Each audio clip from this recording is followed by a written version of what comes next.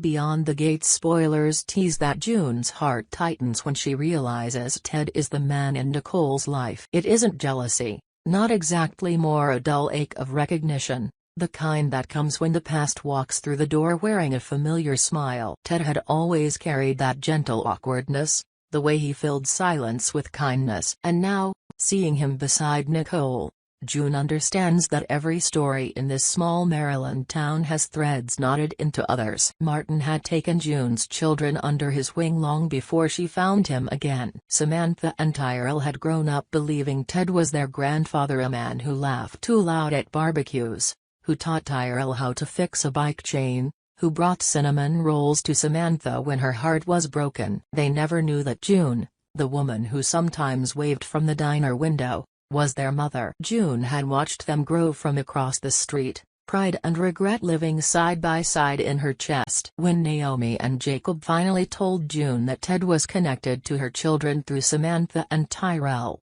her world tilted. She tried to imagine the dinner tables, the birthdays, the soft domestic scenes where Ted's voice had become part of her children's story, and Tiedkind, wounded Ted, had no idea that June was the woman who had given Samantha and Tyrell life. The irony was cruel and beautiful all at once. The day Samantha stopped by the diner would become one of those moments that split time in two. Ted had been sitting at the counter, teasing June about her terrible coffee when the bell chimed and Samantha walked in. She smiled politely at Ted before wrapping June in a hug. Ted froze. The realization rippled across his face as if he'd been struck by light. June, with trembling hands, introduced them, pretending not to notice how his expression flickered between astonishment and guilt. Ted insisted on buying lunch for everyone, calling it a surprise reunion. June laughed to soften the air, though her heart was racing. They sat together, the three of them, pretending to be casual while the truth hovered between their words. Samantha talked about work. Ted asked her questions that carried the hesitant pride of a man who once thought he'd seen every corner of his family's world. Then Nicole arrived. She hadn't planned to. She'd just finished a long shift, restless, wanting to see Ted. She opened the door, saw him smiling across from June the way he used to smile when he was falling in love, and something inside her cracked. She didn't wait for explanations. She turned and left, the bell above the diner door jingling like a verdict. Ted ran after her, calling her name into the parking lot, but the wind swallowed his words. By the time he returned, June was clearing plates with quiet, apologetic hands. She told him she was sorry for the misunderstanding, but Ted shook his head. "That's on me," he said softly. "Seems like everything these days is on me." They sat together after closing, the neon light from the diner sign flickering across Ted's tired face. He told her about Leslie, the woman he'd married because she felt safe, predictable, solid. And then there was Yves's mistake, his guilt, the shadow that had followed him ever since. "I let Leslie in, and I let everything else fall apart," he said. "I wasn't a husband. I wasn't a father. I just existed." June listened. She didn't judge. She told him the truth he needed to heart. Running from guilt doesn't erase it, but facing it can change what comes next. "If you still love her," she said, "don't let shame be the loudest voice in the room." Her voice was soft, but her words landed hard. Ted looked at her as if seeing himself in a mirror he hadn't dared to face. He smiled, half broken, half hopeful. "You think she'll forgive me?" he asked. June didn't answer directly. "People surprise us," she said, "especially the ones who once saw something worth loving." That night, Ted went home and sat in his truck long after the engine stopped. Nicole's perfume lingered on the seat. He remembered the early days, the way she'd braid her hair before coffee, the way she'd laugh even when angry. He wanted to call her, to say he was sorry for everything, but words felt too fragile to fix the damage. Still, for the first time in years, he wanted to try. While Ted wrestled with ghosts, Nicole sat in Anita's living room, staring into her untouched glass of wine. Anita had been her rock, her mother in every sense but blood. "You're doing that thing again," Anita said, folding her arms. "Building walls before anyone gets close enough to hurt you." Nicole sighed. "He is still tangled up in his past, Anita. And I can't live in someone else's unfinished story." Anita smiled knowingly. "Maybe. But maybe you're afraid of writing your own." She leaned closer, her voice softening. You married too young. You played safe because love scared you. But life doesn't wait for the perfect moment. It's messy and loud and it hurts. You deserve to feel all of it. Nicole wanted to argue, but she couldn't. There was truth in Anita's words,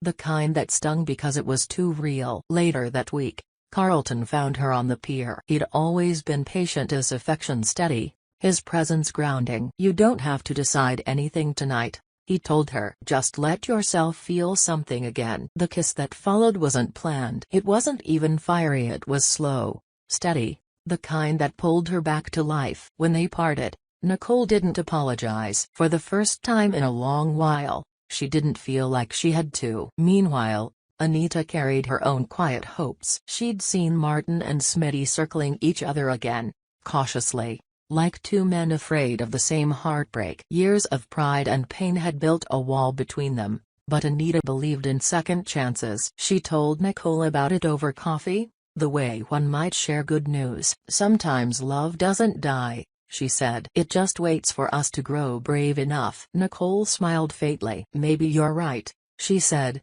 thinking of Ted. But she didn't let the thought linger. At home, June replayed the diner scene over and over in her mind. She wondered if Samantha had noticed the tension, if Ted had guessed anything about her past. Every secret has a timer, and June knew hers was close to running out. She thought of the years she'd spent away from her children, she'd left, what she'd sacrificed. She'd built a life out of fragments, always too afraid to put the puzzle together. When Tyrell came by to drop off a broken radio, June watched him work, her heart swelling with pride. He talked about Ted as if he were a legend, a man who always showed up, even when he didn't have to. She wanted to tell him the truth, that she had loved them both fiercely and foolishly, but the words stuck. You've got Ted's patience, she said instead. Tyrell grinned. Guess I picked it up somewhere. June smiled, hiding her tears. If only he knew. Elsewhere, Ted stood in front of Nicole's door,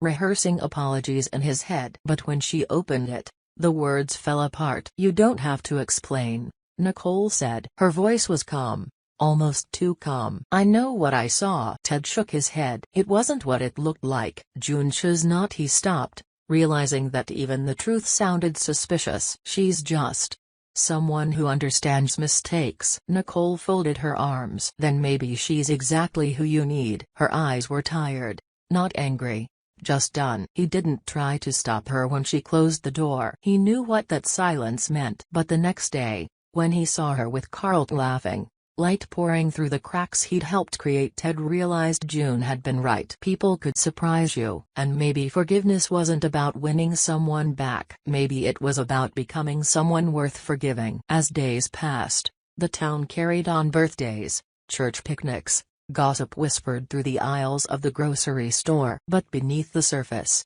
old wounds were stirring. Naomi and Jacob began to suspect that June's connection to Samantha and Tyrell was deeper than she'd claimed. There were photographs, old records, hints that didn't add up. And Naomi, ever the truth seeker, wasn't one to leave questions unanswered. Meanwhile, Anita watched the younger generation stumble through the same patterns she'd once lived. Love built on fear, forgiveness withheld too long. In Nicole's guardedness, in Ted's guilt. It was as if every generation of this family was haunted by the same unfinished stories. On a quiet Sunday morning, Ted returned to the diner. June looked up, surprised but not startled. He didn't sit at the counter this time. He walked behind it, leaned on the doorway, and said, I told her everything. About Leslie. About Eva. About you. June froze. About me? He nodded. Not the full story. Not yet. But I told her how much you've helped me. How your kindness made me remember what it's like to feel human again. June exhaled,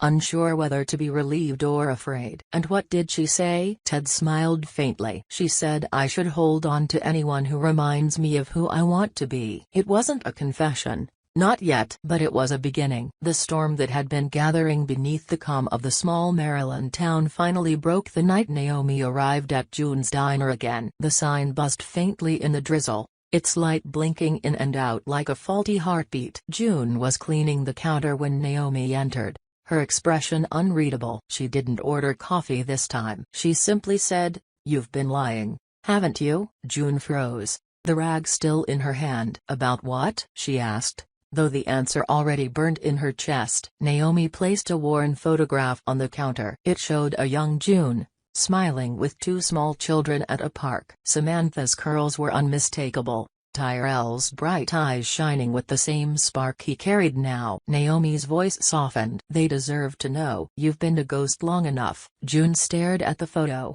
her throat tight. "It's not that simple," she whispered. "I wasn't ready to face what I left behind." "But they're ready," Naomi replied. "And Ted's right in the middle of all this. You can't let him walk blind through a story that belongs to all of you." That night, June sat at her kitchen table, the photograph between her hands. The memories pressed close, her decision to leave, the promise she'd made to herself that her children would have a better life, even if it meant living one without her. Now that promise felt like a wound that never closed. Across town, Ted couldn't sleep. He kept replaying Nicole's face when she'd seen him with June. There was still something there between them, a thread that hadn't snapped despite everything. But Carlton's presence complicated things. Nicole looked lighter around him, freer. Ted wanted her happiness, even if it didn't include him. But wanting and accepting were two different things. He called Martin the next morning, asking to meet. They sat on the porch of Martin's old house,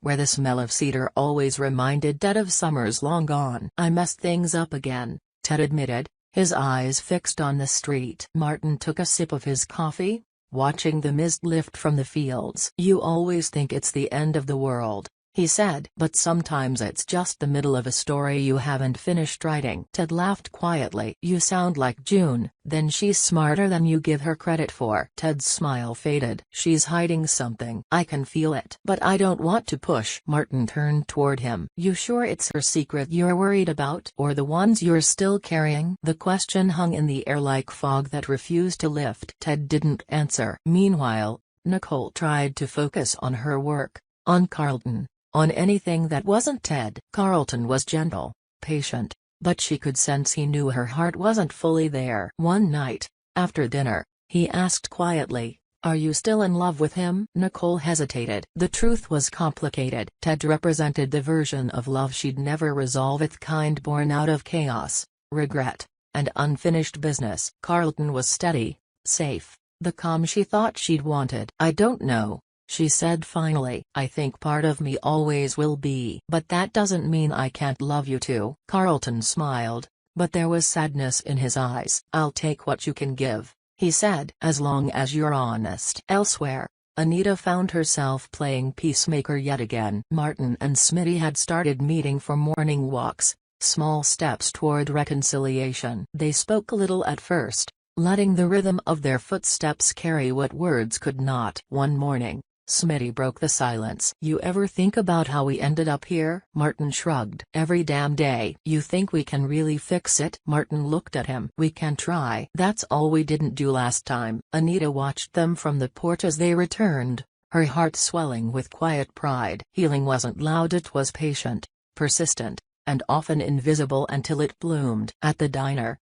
Samantha and Tyrell arrived one afternoon, unannounced. They were laughing about something, work gossip, maybe, but June's heart clenched at the sight. She'd memorized every expression they made over the years, but it still felt like looking at strangers she loved too much. Ted came in moments later, his face lighting up when he saw them. It should have been a happy moment, but June could feel the threads tightening. Too many truths hovered unspoken. She watched Ted ruffle Tyrell's hair, watched Samantha hand him a cup of coffee, and something in her cracked open. When Samantha went to the restroom, Tyrell leaned closer to June. "You okay? You've been quiet." She forced a smile. "Just thinking." "About what?" She hesitated, then said softly, "About how proud I am of you both." Tyrell grinned. "You sound like family." The words hit harder than he knew. That evening, June finally made the call she'd been avoiding. "Samantha, can you stop by tomorrow? I need to tell you something." "Bring Tyrell if you can." Her voice shook, but she didn't back down. It was time. When morning came, they arrived together, curious but calm. June sat them down at a booth in the back. "There's no easy way to say this," she began, her hands clasped. "I should have told you years ago. I'm your mother." Silence. Samantha blinked, her expression unreadable. Tyrell laughed softly. thinking it was a joke. But June's eyes didn't waver. Slowly, realization dawned. Samantha's breath hitched. "You left us." "I thought it was for the best," June said, her voice trembling. "I wasn't ready. I was scared. Martin promised he'd take care of you, and he did. But I never stopped loving you. Not for a single day." Tyrell pushed back his chair, pacing. "All those times we came here you just pretended?" June's eyes filled with tears. "I didn't know how to tell you. Every time I tried, I lost my courage." Samantha's voice broke. "You watched us grow up like a stranger." June nodded. "Yes, and it's the greatest regret of my life." The silence that followed was heavy, the kind that carries years of unsaid things. Finally, Samantha stood. "I need time," she said quietly. Tyrell followed her out without another word. When they were gone, June sat alone, her tears falling soundlessly onto the table. Later that day, Ted found her sitting in the empty diner, the closed sign hanging crooked on the door. "They know," she whispered before he could ask. "And I might have lost them all over again." Ted sat across from her, his face full of empathy. "No, you didn't," he said. "They just need to understand the why. You've carried your guilt alone for too long. Let them carry some of it now." June looked up. "You sound like someone who's done this before." Ted smiled sadly. "Every day." Meanwhile, Nicole heard about the revelation through Anita, who always seemed to know things before everyone else. It stirred something deep in her, a recognition of her own patterns, of running from pain instead of facing it. That evening, she found herself walking toward the diner, unsure what she'd say. Inside, June was cleaning up. The two women stood across from each other, strangers bound by tangled histories. "I heard what happened," Nicole began. "That took courage." June nodded. "It took too long." Nicole hesitated. "Ted told me about Leslie and Eva." "He's trying." June. "Really trying?" June smiled faintly. "He deserves happiness." "So do you." Nicole exhaled, the weight of her defenses slipping. "I don't know if I'm ready to let him back in." "Then don't," June said softly. "Not until it feels like forgiveness, not pity." Outside, the streetlights flickered on, casting their reflections in the puddles. For a long time, neither woman spoke. There was an understanding there, quiet but strong. Two mothers, two survivors, bound by choices they couldn't undo but could learn to live with. As weeks passed, the tension began to ease. Samantha came by one afternoon, alone this time. She sat at the counter, ordered a coffee, and said without looking up, "I'm still angry." June nodded. "You have every right to be." "But I don't hate you," Samantha added. "I thought I would. But I don't." June's throat tightened. "That's more than I deserve." Samantha looked up then, her eyes softening. "You deserve a chance to be part of our lives. But it's going to take time." June reached across the counter,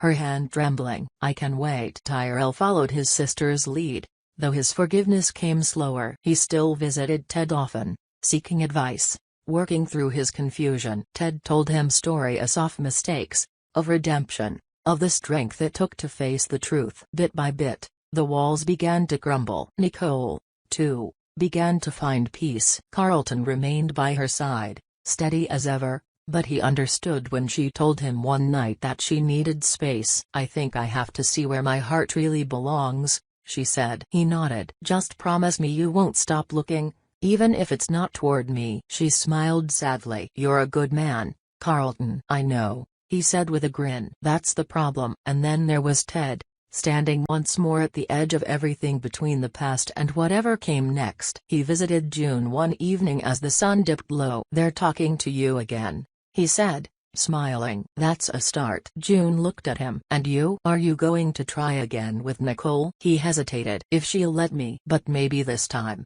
I'll start by forgiving myself." June nodded. "That's the hardest part." Outside, the town seemed softer somehow, the air lighter. Martin and Smitty were planning a fishing trip. Naomi had taken up painting again. Anita was organizing a family dinner that everyone had promised to attend. When that evening came, they all gathered. Ted, Nicole, June, Samantha, Tyrell, Martin, Smitty, Anita, even Carlton. The table was crowded, laughter uncertain at first but genuine as the night went on. There were no speeches, no grand reconciliations, just the quiet, powerful sense that maybe, Finally, they were done running. As the candles burned low, June caught Ted's eye. He smiled, that same gentle awkward smile from the diner months ago. And in that moment, every mistake, every loss, every unspoken word felt like part of something whole.